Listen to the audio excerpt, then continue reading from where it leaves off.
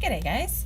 I don't know if you can see the drawing on here, but I've just prepped a card to do some watercolor, and I'm gonna do like a mini watercolor painting for you because I haven't done a painting in a really long time, and I do have a bunch of different painting styles that I use. The watercolor set I am using today though is PRANG 16 oval pans. As you can see, it's been quite used. Make sure if you buy PRANG watercolors that they're not washable, otherwise whenever you try to layer them they will lift. But for a really affordable set of watercolor to learn off of, one of the best you'll ever get. And then I just have some cheap brushes from Artist Loft that I got it from Michael's, or by Artist Loft that I got from Michael's. Let's try proper English. Okay, so for this little guy, I've got the reference photo up on my computer right now, and I just mixing some colors. I guess I should show you this. So what I've done is I've taken a little dab of the purples and some blue, and I've mixed it into some brown that I've already had sitting. I think the brown was maybe mixed with some black as well, but this is just going to be one of my base colors. With all of these colors, you can mix pretty much anything. The only thing is the reds, they don't give that really nice hot pink, but you can work around that. Yeah. So what I'm doing is I'm just trying to match some tones and plop down some areas of shading. You can keep your drawing a little bit darker if you're doing watercolor, just to give yourself some better guidelines. Do it in graphite. You can pick it up. I used the blue just because I felt like drawing in blue today. I don't really have method to my madness, but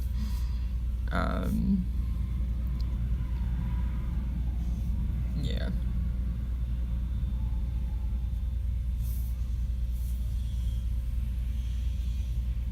So what I'm trying to do is I'm trying to find areas that have darker tones, and I'm just putting those tones down, and I will be able to blend this out and blend it into the other colors, but this is just basically giving me a guideline of where I want my darker tones.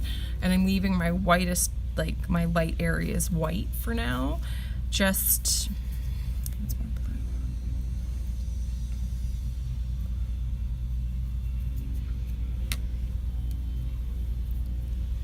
you always want to leave like the lightest areas white until the very end, where then you can then tone them down.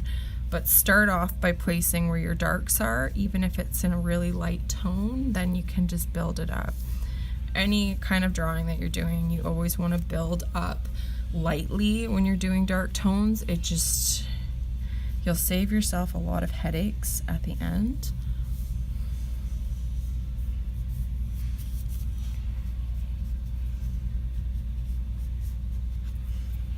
And I also want to be trying to make sure that I'm keeping my shapes correct and my negative space. And what negative space is, in case you guys don't know, is the space around an image.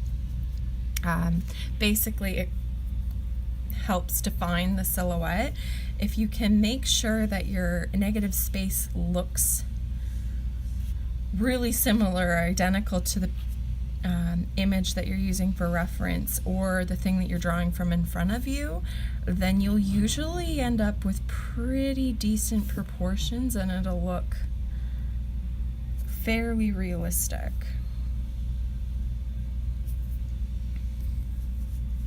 So I am doing a touch of red, and I'm not cleaning my brush. I do this technique called dirty brush technique, and I'll start with one color and then I'll start adding a little bit of another color into it, and what it does is it just builds up the tones gradually, so I'm not like plopping down very saturated colors. I don't want that for this. It's a very subtle little painting.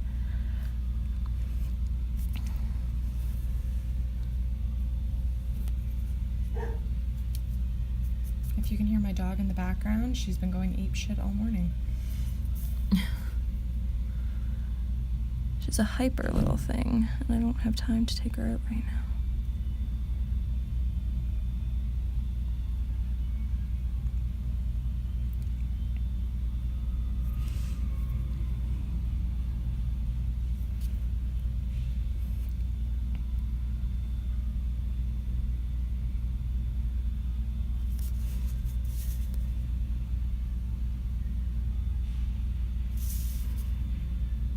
A lot of people will tape down their paintings, and you can do that. It'll help your watercolor paper from buckling.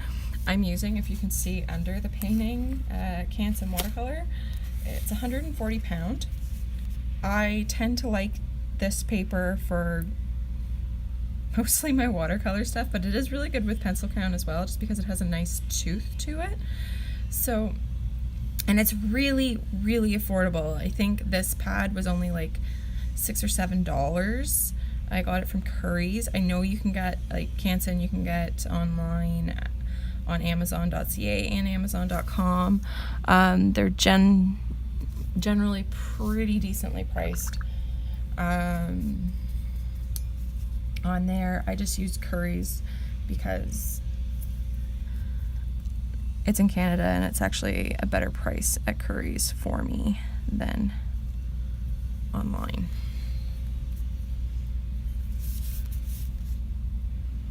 Be careful when you're going wet into wet, like because I just painted this area, it's going to be wet, and as you can see I just dropped a bunch of water into the eye. I can fix that later, that's not a big deal, but you want to be really cautious if you're doing this and you don't know how to handle the paint really well. It will bleed it, and it may, like you can see like how the water dropped in, it'll mottle it a bit. It can be fixed, it's not like a huge mistake that'll cost you the drawing, don't worry about that, but just be aware of how your media reacts with water and the paint. Like that's why you kind of want to let certain areas dry and work in other areas, but it's not the end of the world if it happens. Just take a tissue, clean it up. If it's really like, this isn't really a contrasting color, like it's just another tone of gray, so it's not a big deal. But if it were, say, a bright blue and it bled into there, then yeah, I would take it out and you just dab it with a cloth. That's why you want a really good heavy poundage in your paper, because it allows you to scrub out colors and reapply them, and your paper doesn't, like if you do it a lot, it'll start to wear down, but a heavier poundage in paper will tend to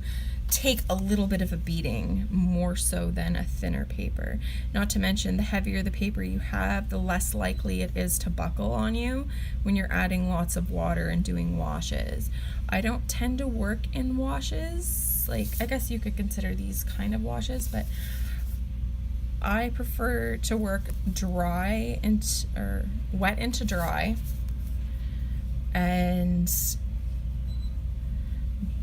build my tone subtly like that. I have more control that way. You can do, there's some really cool techniques with wet into wet and doing washes and stuff. If I'm doing a larger piece, I might get into washes, but it's not something I generally do. I really like the control of wet onto dry. But that's just personal preference for me.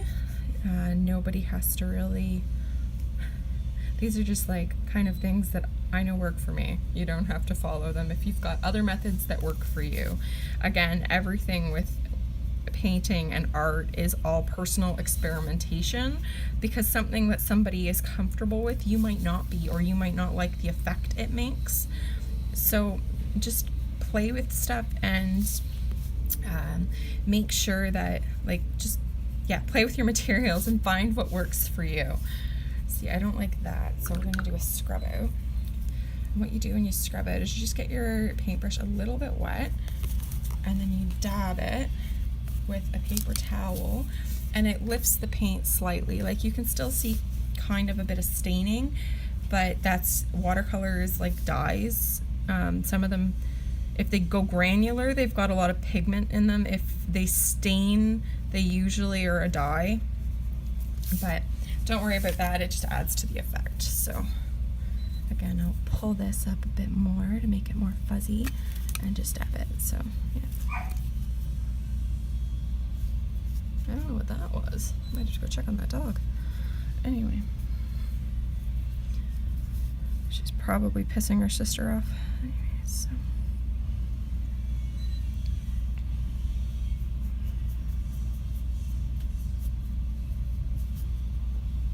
Okay.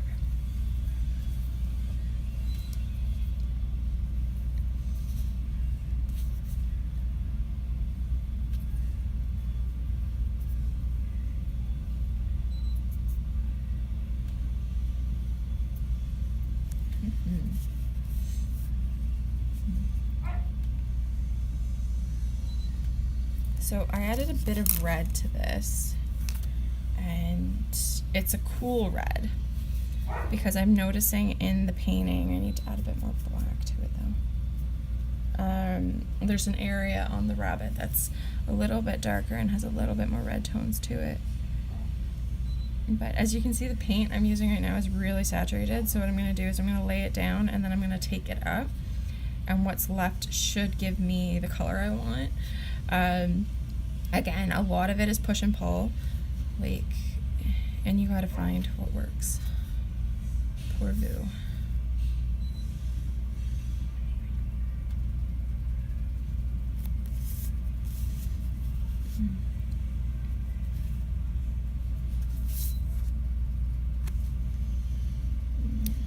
That rolling looks better. And this has got that color down there.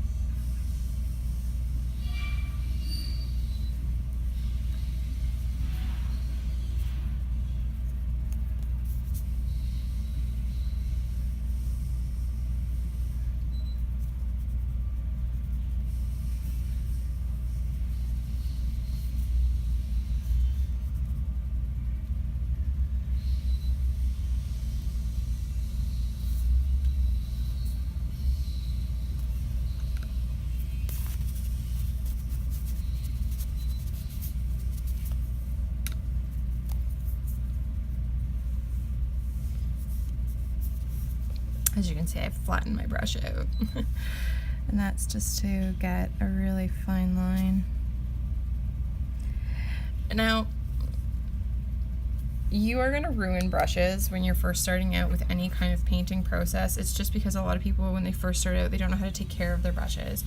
Brush maintenance is really important, especially if you're spending a lot of money to get good quality brushes. I always suggest starting out with like a cheaper set. Michaels has really good, like decent watercolor brush sets. I think this was a 14 pack. It was $6. It's probably cheaper in the States. You guys are lucky like that. But they're good brushes to play around with and get used to watercolor. I always say, like, or not always say, but I always like to use rounds for any of my work. Even when I'm doing large areas, I prefer like a big round brush, but you also want to get some flats. Flats are really good for doing washes and gradients, and you can play around with the different brushes and different techniques with them. Your most, like, I think the PRANG set I have, I bought it for $13. I'm probably sure it's around like $10 in the States. It's really affordable and it gives you a lot of really good colors to play with, and you can practice your mixing and everything. And I mix on the lid, so you can see like all the different variations of the colors I can get. So it's, again, it's personal preference, but it's a really good quality set for the money, and it's really easy to learn off of. You can do tubes of paint as well, but tubes can get expensive because there's so many different colors, and I know a lot of people can get lost on what colors to buy. I can put together a really, like, if you want to try tubes, I can put you together a list if you like, but I think right now PRANG is the set I'm just gonna promote. I am not affiliated with any of the art supplies that I actually use. Like, these are things that I found out over the years and of practice. So I am not sponsored by anyone. I'm not making money off of any of this, so you guys can rest easy on that, because I know a lot of people, if they're being sponsored, they will push the product that they, or the company that they're being sponsored by, and I'm definitely not sponsored by anyone, so you don't have to worry about that.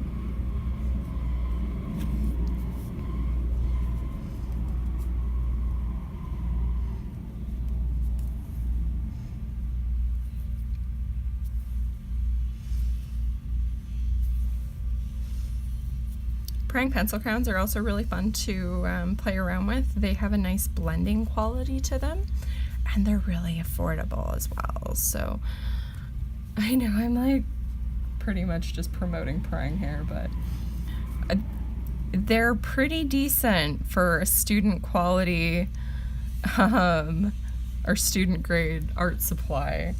So don't count them out.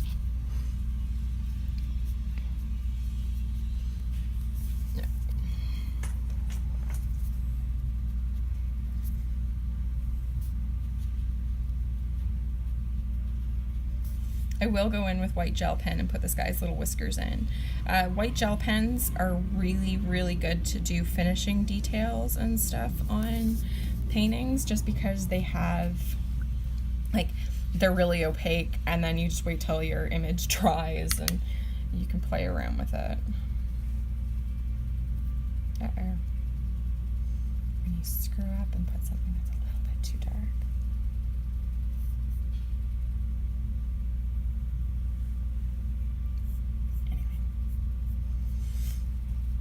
I forget the gel pen I used.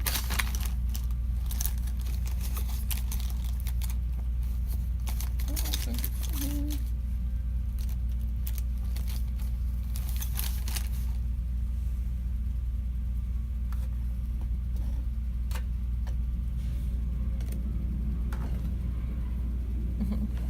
I don't actually have my gel pen here, but that's okay.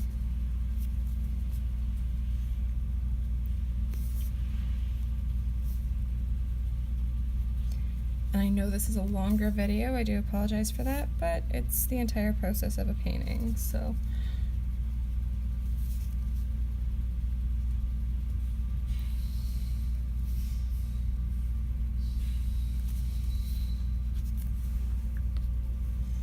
Now he's got a little bit more white in here than I've allowed for, so I'm just gonna scrub out a bit.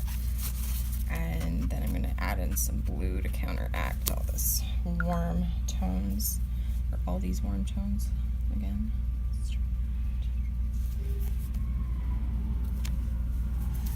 So I put down my blue, and then I just feather it out. And as you can see, the paper's taking a bit of wear, but that's okay. I'll work with it.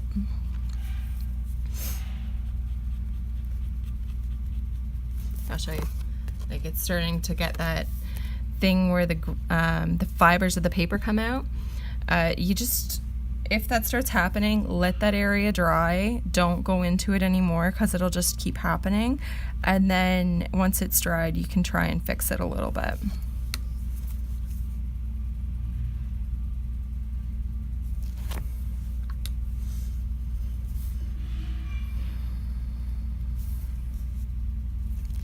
Okay, now let's get in this area. So I need a purple, just blue purple right here. Water that down.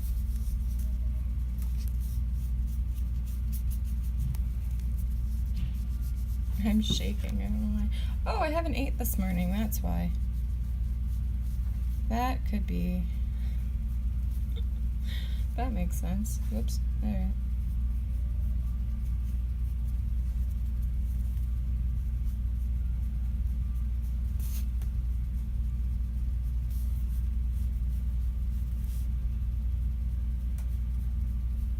See, in here I've gone wet into wet, and that is I'm putting down 2 wet colors beside one another, and I had a lot of water on my paintbrush, and that's to get a blending effect. You can use this to your advantage. There's, oh, I forget what the name of the channel, but he does, he'll draw his kids, like redraw illustrations his kids have done. He's a gentleman, I believe he's a French gentleman who lives in Japan. and he works in an animation studio, and he just does this like as practice to keep his art skills. But he's done things where he's like put down a wet color and then dropped in a darker color and adds the shading, and it gradiates out and it looks amazing, like super phenomenal. Look at that. Anyway.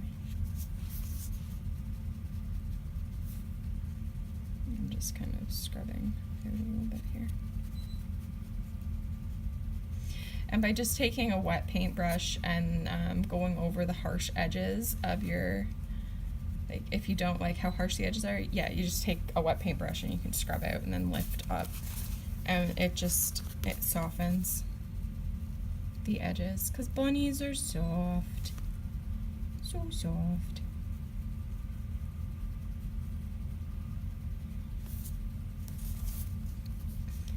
They don't have hard edges. Here, I want this nice red. Yeah, I want the red.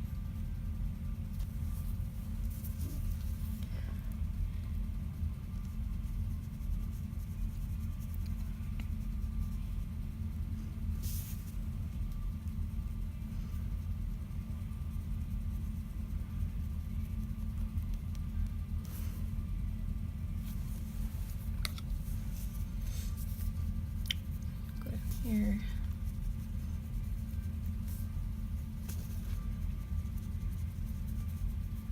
Again, this is why you want thick paper, is that you can do this and you can soften your edges and add more water and everything.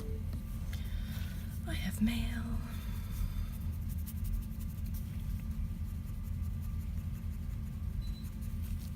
Excuse you.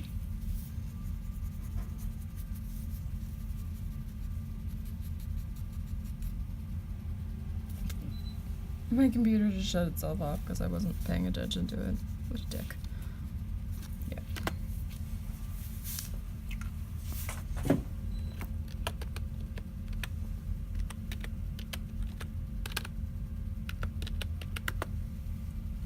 Alright, don't worry about it.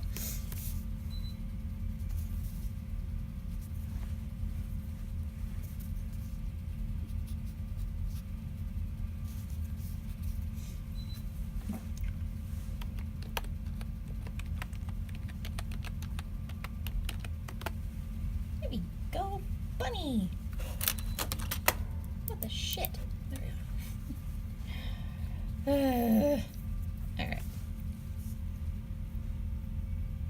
Technology pisses me off. Anyway. Alright, so just add in a little bit of dark area here. Darken in the nostrils a lot more than they are.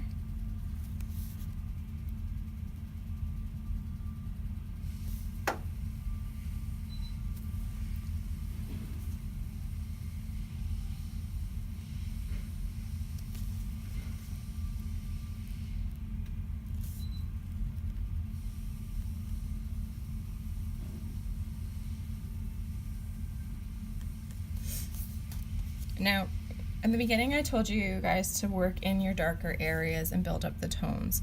One of the last things you're going to do before you bring in your highlights should always be last because they go over top of everything. But one of the last things is placing your darkest tones and build it up slowly, again like I said in the beginning, but you'll notice like certain areas will be way too light and you have to build them up. So that's what I'm doing right now, is I don't want a lot of water in my brush when I'm doing this. I want it to be like as tight as possible, because the areas that I'm adding the dark to could very well bleed out and cause me a lot of issues, and I don't want that. I want it to be super clean.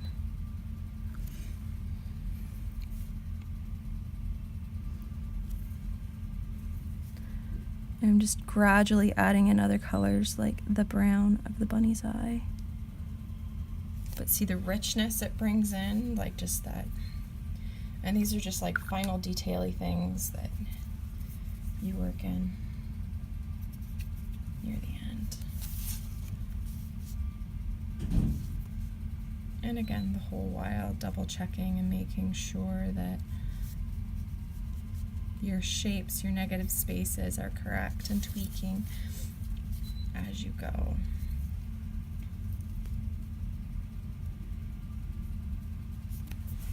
Alright, so we have a little bun. Bun, bun, bun. Dark here. And I'll just do a little edge here for his other paw so we can get an idea.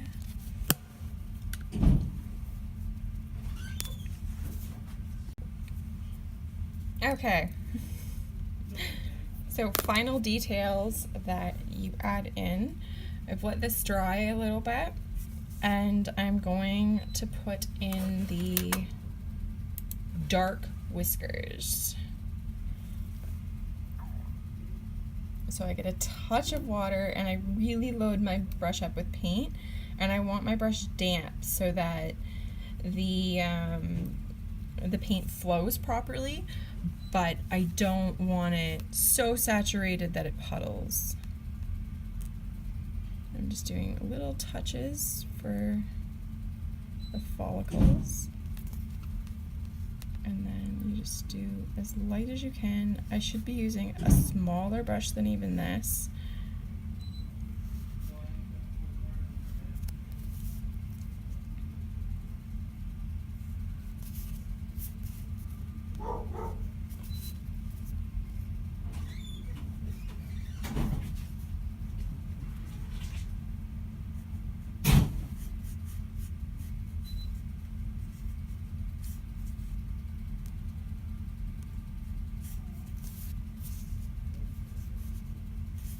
So then I'll go over top with the gel pen, and I'll do more white whiskers.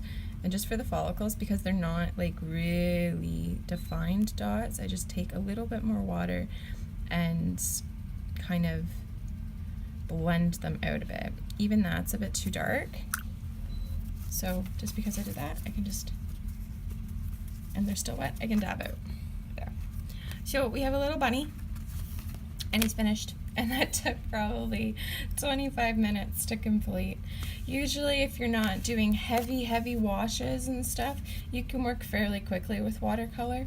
That's why I don't like to use washes, because it slows me down. But yeah, watercolor demo. Ta-da! Bye!